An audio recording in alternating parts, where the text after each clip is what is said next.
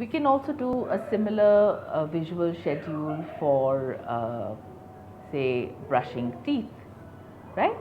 Or for wearing clothes, or for different activities inside the house, like maybe setting the table or washing dishes. And so, whatever you would want the child to be independent. So, one of the main benefits of using a visual support is to create independence, right? कि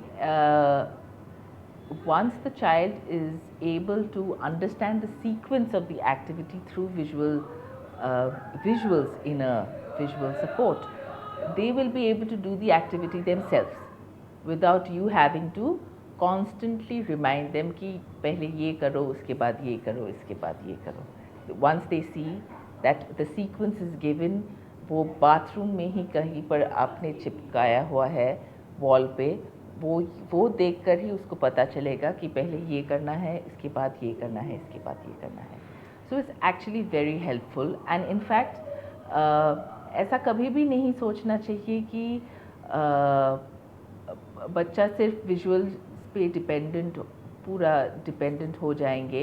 you have to think about the future and you have to think about long term consequences, which is to make the child independent. अगर वो खुद से sequence समझ सकता है तब वो खुद इंडिपेंडेंट बन सकता है.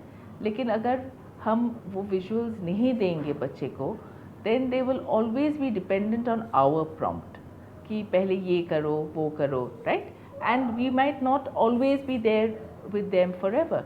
Even if we are there with them at home, अगर हम कहीं बाहर जाते हैं और हम नहीं है उनके आसपास, तो वो एक्टिविटी कर पाएगा या नहीं. इसलिए it is very important that we create visual supports for them, not just at home, but उसका कुछ mini supports we can also create, like to carry with us when we go out, so that वो public bathroom भी use करे तो उनको पता चलता है कि ये सीक्वेंस फॉलो करना है, right? So that is why it's very important that we use visual supports with our children.